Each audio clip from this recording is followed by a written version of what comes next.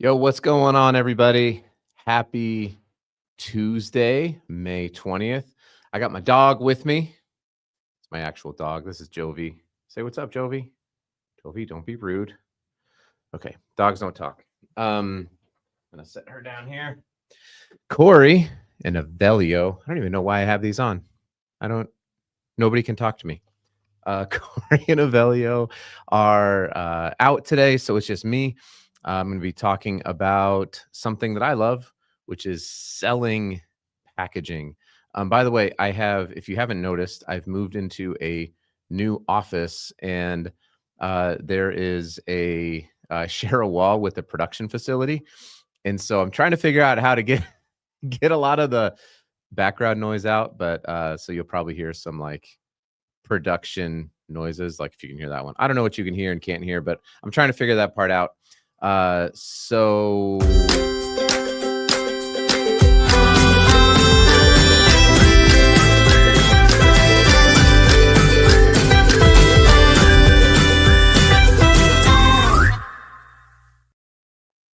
all right.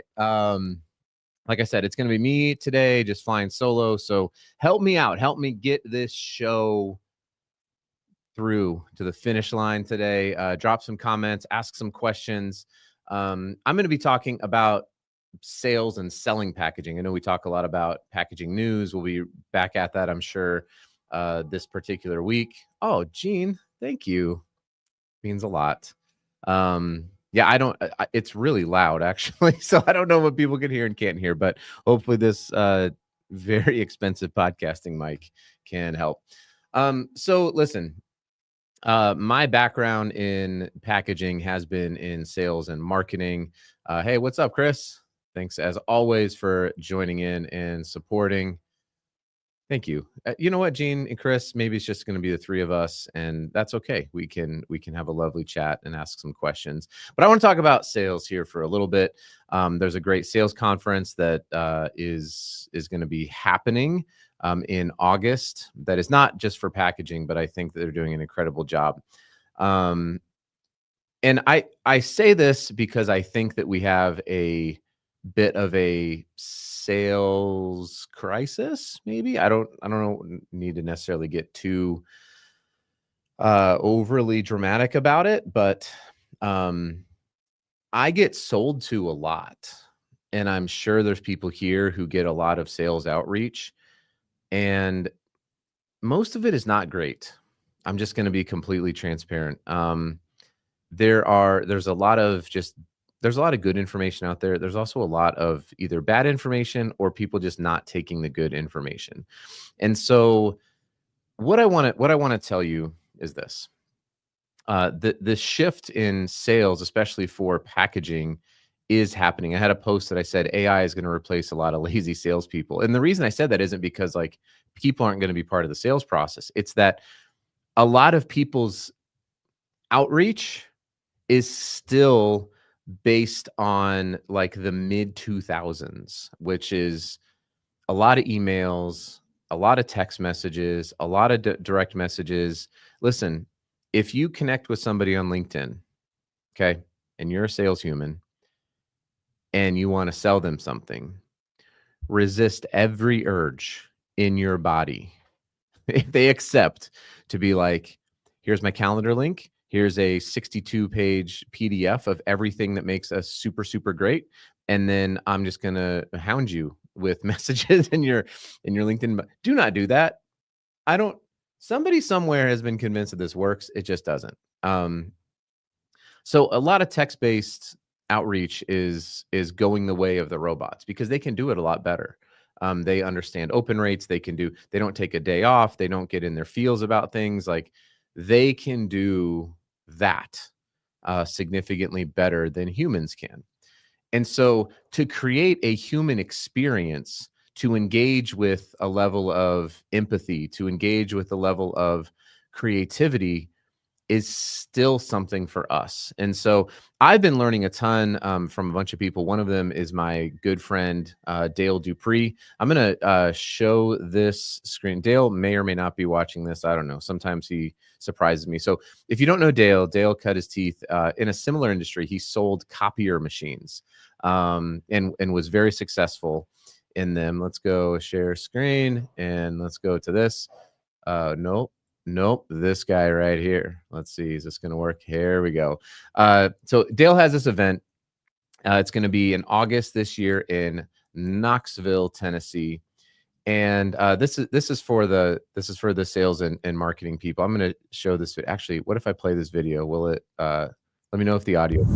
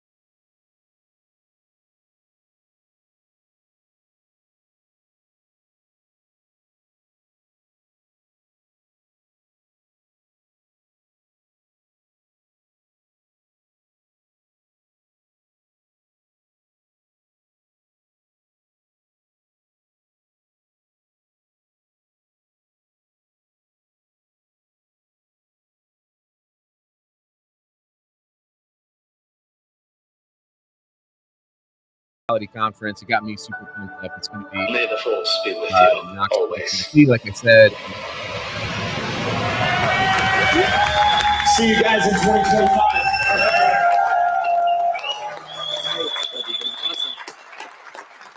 Stop. Okay. I love this. I just wanted to kind of give a little shout out to these guys because they're doing some incredible work. So I'll put it's the salesrebellion.com/totality is their conference. And the reason why I like what they're doing is, let's go stop. Okay. Is that they talk a lot about the human side of sales, the human side of marketing. And that's really what packaging is, right? Packaging is for a lot of us, right? There's a lot of packaging that I guess isn't sales, but printed packaging that sits on the home shelf or the store shelf is sales. And we talked yesterday about the, kind of the greenwashing and some of the things that happen with that. There's no way you guys can't hear backup noise happening. Meep, meep, meep. But we talked about the can and how like greenwashing is a lack. I really think it boils down to it's a lack of care and empathy for the person and also for the planet, right? And so we need to be able to restore that human connection back to not only marketing and branding, but also selling. And a lot of this is just like, how do you create an experience for the other person? And so I'll kind of go over just a couple of things that I really like to do. I think there's two, we'll call it, I don't want to say vehicles, but kind of like mediums that are way underutilized in sales today that are a bit more old school. Well, two of them are, and then I'll do three, right? So the first is the in-person cold phone call. This used to be the thing. This was everybody's jam, right? You show up, you knock on a door. Hey, my dog just perked up. Calm down. It's okay. You knock on the door. You have to go talk to people, right? Like you have to have a conversation with somebody. like this, like we're talking, we're hanging out, we're having a chat. The cold call is not happening very often anymore because lots of salespeople are just chilling, sitting behind their computer, just typing away, right? And they're thinking that they're doing a lot of good things. No, I don't think I don't think it's as effective as maybe it once was. Um, so the in-person cold call is still really effective. Now you have to master the art of a new phrase that I love, which is generative conversations. Meaning, do you have the ability not to script this thing, but can you actually connect with other people? And if you want to fine tune this, let me give you a suggestion. Find networking groups in your area. By the way, I apologize to the non-sales people, but we do talk a lot about sustainability. We talk a lot about branding. This is from my crew, the sales folks. But go find a great networking group and just talk to people. Practice making conversations with folks, right? If it's not a networking group, maybe you have a church group, maybe there's a community group. Join a bowling league. I don't know what it is, but you have to learn the art of active listening and being able to create generative conversations in real time. And this is it's a skill that can be developed if you want to do that. So when you talk to the person who's working the front desk, if there is somebody there, by the way, they're not the gatekeeper. You are not killing anything. You are like these phrases, these wartime phrases for sales are. It's not that serious, everybody. The person working at the front desk is a person with a job, and you can engage them in generative conversation, not slick talking, not so you can get past them, but because they're a person with worth, they're a person with value, they're a person with dignity, and they should be treated like that. And so you can practice having these types of conversations for an in-person cold call. And you'd be surprised how often when you are like genuinely interested and like kind to people, that when you ask and say, hey, this is what I do, is there anybody here that you think I could talk to that could help out? How many times would be like, yeah, you got to talk to Gene or Chris or Brian, and because you're just a kind, genuine person. You're not a used car salesman selling a ketchup popsicle to a woman wearing white gloves, which is a weird thing. So anyway, so the in-person cold call is not dead. I'm going to try something, and I'm going to record this on my Meta glasses. I'm going to buy a refrigerator box. And I'm going to mark it up with, like a freezing cold salesperson call on the outside, and I'll have a little window there. Hang on one second. Hey, so I'll have, sorry, somebody decided to try to walk into my office. I guess it happens. I love, there should be a fine line between flirting and 100%. You have to still be respectful. 10 million times you have to be respectful. So anyway, I'll hang on a second. Sorry, I got a little interrupted. But so the box with so they can see that there's a real person inside, and I'll kind of wave. I'm going to get wheeled in and try to make a cold phone call from a refrigerator box. And I'll let you guys know if it works, if it doesn't. Because when you can kind of disconnect if you can disconnect your identity from your job, meaning like if they say, no, this is stupid. Okay, great. And I'll try something else. Dale talks a lot about, what is this? Reed, help me out. Did I say something? I love soul. What did I say about, I've just been talking. So I probably said something that triggered that comment. I'm super glad. Hooray. Anyway, so Dale talks a lot about like delivering empty donut boxes, and people think like, oh, this is like, gimmicky or whatever it is. It is highly effective because it's different, it's unique, and it creates an experience. And your job in sales is ultimately to generate and create change. And change does not happen without some type of an emotional connection, right? Like there has to be something emotional has to happen. And so they may say like, get out of my office. I've been told to get out of plenty of offices, not like meanly, just like, we don't really, this isn't good. This isn't funny. I sent preparation H wipes to somebody and said, sorry, I've been a pain in your butt. Hopefully please help. Somebody laughed. Somebody said, this is the worst thing ever. It's going to happen. Right. But cold phone call is great. Let me get through the other two here. So number 2 is direct mail, but creative direct mail, highly targeted, highly personalized, not, just like direct mail pieces. So an example is a prepaid burner cell phone.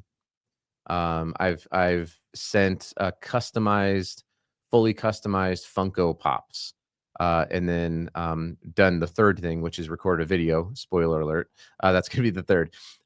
You can send, like I've sent physical spam in the mail with ingredients on how to, use the spam. Again, like you might be thinking in your brain, like, oh, if I got this is gimmicky. It would be memorable though, because what has happened is sales has become so diluted with complacency and compliance to some sort of standardized norm that it's become ineffective because it doesn't generate some type of emotion. And so I think direct mail is great. I just ordered some customized, let's see what Brian says. That's what I'm in the business of doing. I love direct mail. So hit up Brian if you have questions about direct mail. I think it's awesome. So I just ordered some customized dice with somebody's face printed on it, and I'm going to send it to him. And I'm going to say, hey, would you be willing to roll the dice and have a conversation with me about this particular thing that I'm trying to get them to work with them on? Will it work? I don't know, but I can tell you something. It's not scalable. They can tell that it took some time, and they can tell. I love it. Yes. Becoming a better sales rebel is great. So they can tell that I cared, right? That I took some time, that it was well thought out, or maybe it wasn't well thought out. I don't know. But it can create that sort of connection. And the third is video. Now AI is starting to kind of creep into the video audio world. But sending a personalized video to somebody, I think, can be highly effective. The second bet, or maybe another thing that you could do, is is pay for a cameo video from some like C-list celebrity, I think, or D-list celebrity. I think that would be fantastic. But it's still hard to kind of fake a video, and so you can send people videos through. There's companies like Vidyard and BombBomb and things like that. They're tremendous resources to make a video. You can use CapCut to edit it. You can combine all three of them. So sometimes I'll go make a cold phone call, or not a cold phone call, a cold call. Phone calls are also still pretty effective because people don't really do them. But I'll go make a cold call in person. If the person's not there, I'll just record a quick video. Hey, Brian, this is Adam. I was here at your facility. I understand you couldn't meet. That's fine. Hopefully we can connect up in the future, whatever it is you want to say. And then send it to them. 15, 20 seconds. Don't overthink it. And that's the thing, whether it's video, whether it's in-person cold calling or direct mail, put some time into it, but you can always talk yourself out of doing something. So eventually you're just going to have to do it and then take the feedback and see if you can get in front of the right people. All right. So those are kind of my 3 quick tips here on selling in general, right? But I think it's still true in selling packaging. We have a lot of folks that are in our community that are in sales and marketing jobs. So create an experience, engage with honesty, embrace humility, lean into your creativity, and have some fun. And like Gene said, I really like this point, Gene. Just understand there is a fine line between flirting and selling. Do not cross that line. And just stay as far away from that line in particular as you can. So, and Reed, let me know what I said to trigger that comment. I would love it. Thanks, Brian. Thank you, Reed. Thank you, Gene. Thank you, Chris. I hope everybody has a phenomenal and fantastic Tuesday.